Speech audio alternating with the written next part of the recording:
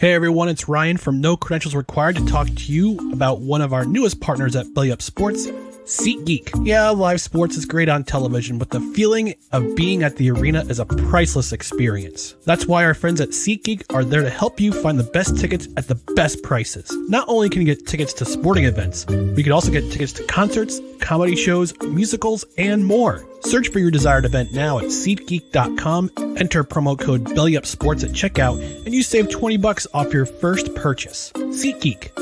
Life's an event. We have the tickets. Kick things off with Ligue 1, and with Ligue 1 we have, so we're gonna start from the bottom. So getting relegated this year is Clermont Foot, Lorient, and Metz, who will be playing a play-in game. So they'll have a relegation game to see if they can stay. So Metz is the team that's going to try to figure out if they can stay in Ligue 1 or will they be getting relegated down to Ligue 2. I think the thing to point out also from this season was this was the year that Ligue 1 decided to switch from 20 teams to 18. So this year we had from last season, 5 teams got relegated down to League 2.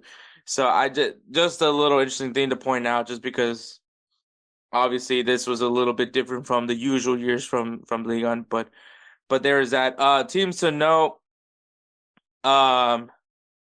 Stade Rennes, Stade Reims, and Marseille all ended in 10th to 8th place. Teams that I would say you would fairly see do very well in this league, and kind of had a little dip this year, a little bit of a dip. But anyways, Europa Conference League. So going in the Europa Conference League spot is Olympique Lyon. This team was on the cusp of relegation, bounces back, and are now in a European competition spot. It's Conference League, I get it, but hey, if you were in the point of relegation to the point where you have a fucking idiot, talking about if this team gets relegated, if this team avoids relegation, was so adamant that this team was probably going to get relegated that he was willing to do a jersey bet. What a fucking moron that guy was. That, you would think that, yeah, this team looks bad, like nothing's working in their way.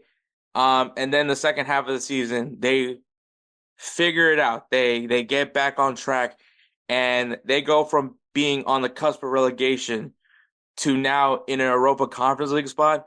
That to me is a successful season. That was, yeah, amazing. So congratulations to Lyon. And obviously the fans should be happy because of the, obviously it cost me a jersey bet. So a jersey giveaway. So take what you can get, man. But all right. In 5th place, the Europa League spot is going to Nice. Nice gets the Europa League spot. A Champions League qualifying spot, so they have to go through the qualifications for Champions League.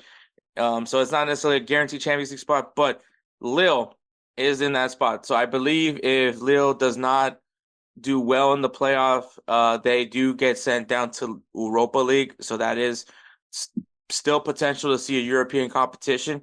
So we'll see how that turns out for Lille. But Lille in that qualifying spot. And then Brest and AS Monaco will be in the Champions League. They got the automatic Champions League spots. Brest has been the team of this season to watch. A team that's normally, I would say, a very mid-table team.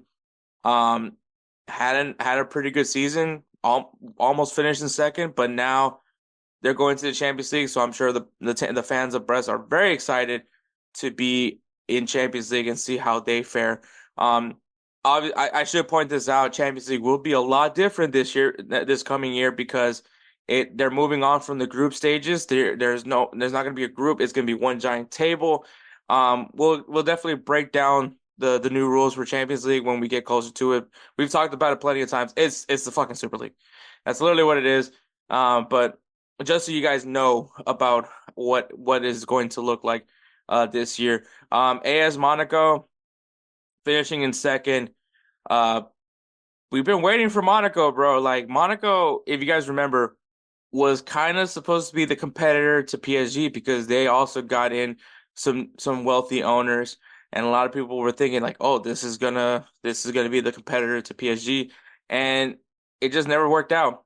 And but now here they are finishing in second in Ligue 1, and of course winning Ligue 1 for what feels like the millionth time is PSG. It's not really been the millionth time, but they have definitely been dominating this league for quite some time.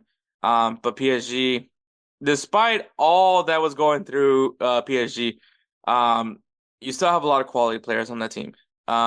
Despite the drama that was going on with Mbappe, despite the fact that Mbappe is going to be leaving this season, um, where is he going? More than likely Real Madrid, but we're not, that's not guaranteed yet. But yeah, there they are, winning Ligue 1 as expected. Do I expect them to still be winning this even without Mbappe? Yes. Um, I don't see a team being competitive enough with PSG anytime soon. Maybe Monaco can finally get it going, but um it's gonna be a while before someone can catch up to what PSG has done, which is just the fact that they have so much fucking money that it's unreal. But we are where we are now. So PSG, champions of League On. So congrats to them. Because I guess I don't really know. I don't really want to say congrats, but there you go. They are the League On champions. Going to guaranteed Champions League. So um it'll be funny if like when Mbappe leaves, that's when they win the Champions League title.